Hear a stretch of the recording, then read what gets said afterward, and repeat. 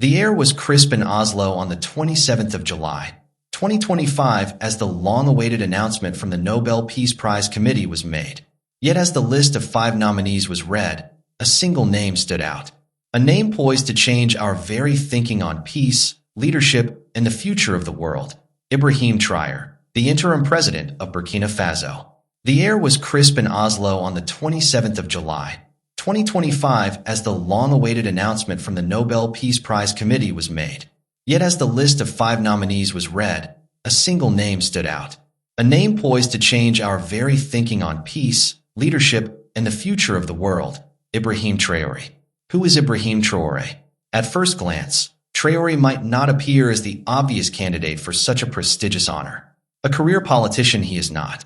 He does not come from a lineage of diplomats, nor did he rise through the ranks of elite institutions. His climb to the top did not happen by playing the political game that most leaders have mastered. His rise to power was as urgent as it was unorthodox, built on a vision of change that sprang from deep conviction rather than political maneuvering. His journey began on the 29th of September, 2022, when he led a military coup that ousted the previous regime. The world watched with skepticism, unsure of what to make of the situation. But in the years that followed, Traoré shocked the world, not by clinging to power or waging war, but by working toward an idea of peace few could have imagined. For Traoré, peace isn't defined by treaties or grand speeches. It is about self-reliance. It is about dignity. It is about creating a society where people no longer must beg for aid, where they can grow their own food, educate their own children, and live in harmony. His battlefield isn't a place of weapons, but one of hard labor, where he fights poverty with the same intensity he once fought on the front lines. In the face of widespread poverty, insurgency, and foreign interference, he brought a new vision to Burkina Faso. One rooted in the belief that a nation can rise from its challenges not by relying on the help of foreign powers, but by working together as one. What made his leadership so captivating, and why the world couldn't ignore him, was that it didn't follow the traditional playbook. It didn't come with grand promises of reforms that would later be forgotten. Instead, his focus was on something more grounded, the needs of his people. His vision was clear. It was practical. It was real. And above all, it was successful. From the very beginning of his presidency, Traoré's approach was radical, yet deeply rooted in common sense. He understood that peace in the modern world isn't just the absence of war. It is the presence of justice. It is about creating opportunities for people to live a life of dignity and prosperity. And so, with a compassionate heart and a firm hand, he embarked on a series of reforms that would reverberate not just through Burkina Faso, but across Africa and the world. One of his first major achievements was the reconciliation of over 12,000 former terrorists. While most leaders would have resorted to violence to stamp out these threats, Traoré chose a different path. He saw the deeper underlying causes of insurgency, a lack of opportunity, poverty, and hopelessness. He chose to bring these fighters back into the fold of society, offering them vocational training, community reintegration programs, and a chance to start anew. Instead of escalating violence, Traoré made peace not through the barrel of a gun, but through dialogue and opportunity. This was no ordinary reconciliation process. It was an example of what real, sustainable peace looks like. But that was only the beginning. Traoré's vision didn't stop at reconciliation.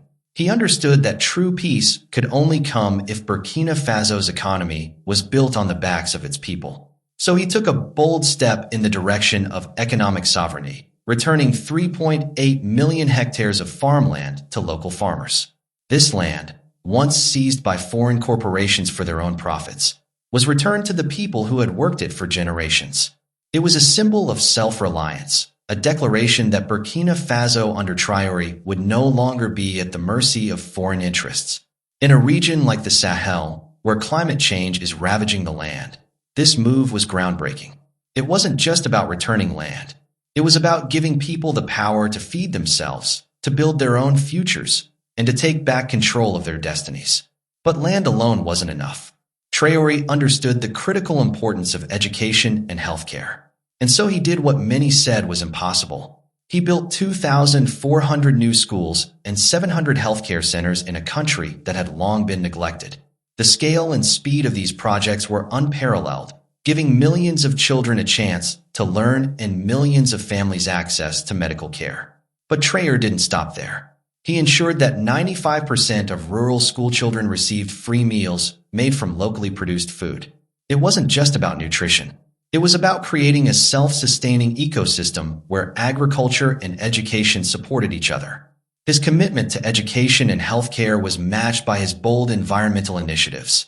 Traore recognized the immense challenge of climate change in the Sahel, a region facing severe droughts and desertification.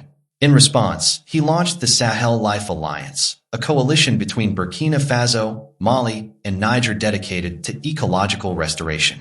Together, these countries have planted over 800 million trees across the arid Sahel, a powerful symbol of hope in the fight against climate change.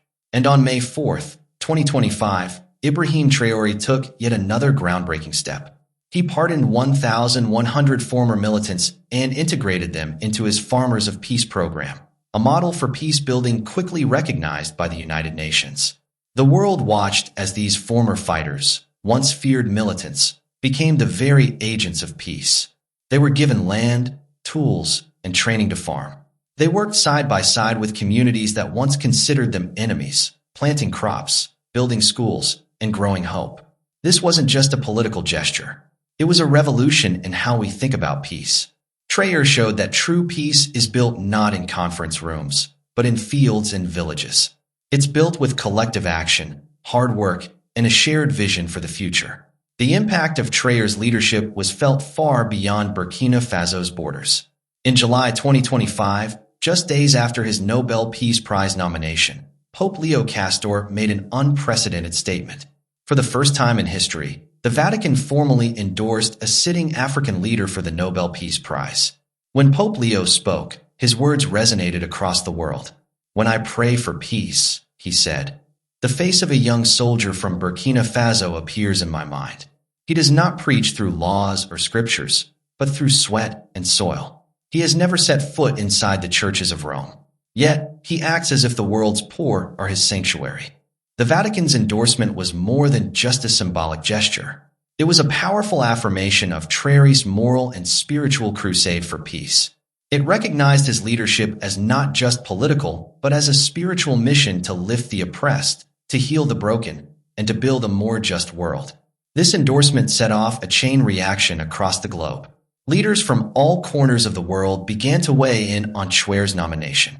Some were cautious, acknowledging the achievements but questioning his methods. Others, like Brazil's president, Luiz G. Costa, embraced Traoré's vision wholeheartedly. Costa, a longtime admirer of anti-colonial leaders, called Traoré the new Sankara, a reference to Thomas Sankara. But Traoré himself was quick to correct the comparison. "I'm just a farmer in uniform," he said, underscoring the humility that has defined his leadership. The global response was mixed, but one thing was clear. Traoré's leadership was something the world couldn't ignore. In a world where diplomacy often seems like a game of empty rhetoric, Traoré's actions spoke volumes.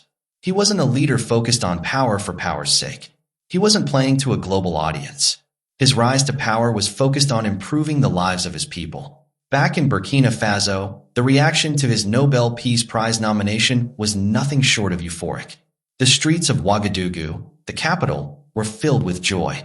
People gathered in the squares chanting his name, celebrating not just the recognition of their leader, but the transformation that had taken place in their country. For the people of Burkina Faso, this nomination was a symbol of hope, of resilience, and of pride. It was a message to the world that even the poorest countries can rise up and shape their own destinies. It was a testament to the strength of collective action and the power of self-reliance. As the day of the Nobel Peace Prize decision approached, the eyes of the world turned toward Oslo. But whatever the outcome, one thing was certain. Ibrahim Traoré had already changed the global conversation. He was no longer just a military leader.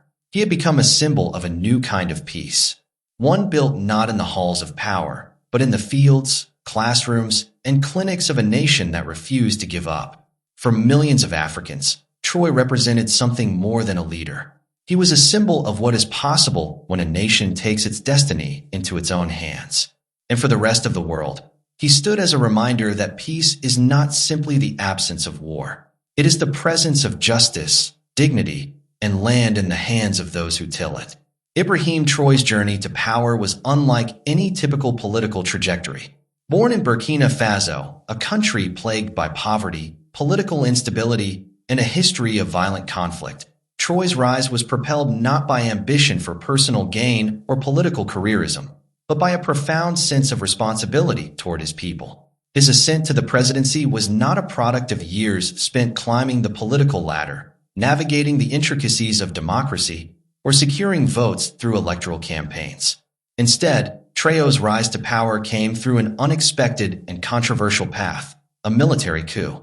But this was not just another coup driven by military ambition or personal vendetta.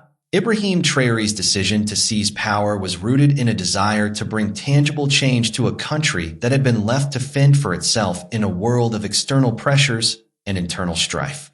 The context of Burkina Faso, a landlocked country in the Sahel, was bleak. The country was facing multiple crises: rampant poverty, increasing terrorist attacks from armed extremist groups, and a population that felt abandoned by both local and international governments. For years, the people of Burkina Faso had suffered the brunt of violence and instability, and the government seemed either unwilling or incapable of offering a solution. The existing political leadership had failed to address the pressing issues facing the nation, and the gap between the elite and the suffering masses had grown dangerously wide.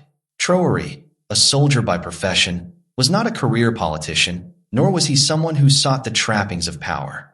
Instead, he came to see himself as a protector of the people driven by a deep moral conviction. His decision to rise against the established political order was not born out of a thirst for control, but from the recognition that the political system as it stood was failing the very people it was supposed to serve. As the situation in Burkina Faso worsened with increasing deaths, instability, and economic decline, Traoré grew disillusioned with the leadership that was supposed to bring peace and stability to the nation. The country's political system was no longer serving the needs of its citizens, and Traoré, a man of action, could not stand by while his country descended further into chaos. When he took power on September 30th, 2022, through a military coup, it shocked the world. But it was not an impulsive decision. Ibrahim Traoré, who had spent years serving in the military, understood that the political system had reached a point where it was beyond reform through traditional democratic means. The decision to stage a coup was, in his view, an act of desperation, but also of clarity. It was a move born out of the need to act in the face of inaction, to lead in the face of paralysis. His coup was not about gaining power for the sake of power, but about setting Burkina Faso on a new course, one defined by self-reliance, dignity, and true peace. Unlike many military leaders who seize power only to establish personal dynasties, Traoré's approach was strikingly different. He did not focus on the usual symbols of power, grand speeches, lavish displays of authority, or the establishment of an autocratic regime. Instead, his focus shifted immediately to the needs of the people, particularly the most marginalized, the poor, the farmers, the women, the youth. These were his constituents, not the elites or the international power brokers. Traoré's primary aim was not to maintain control, but to create opportunities for the people who had been left behind. His revolutionary vision was grounded in a practical understanding of what it meant to be self-sufficient. He didn't believe in the promises of foreign aid or international loans, which often came with strings attached and perpetuated a cycle of dependency. Instead, he aimed to restore Burkina Faso's sovereignty, making the country less reliant on foreign powers and institutions.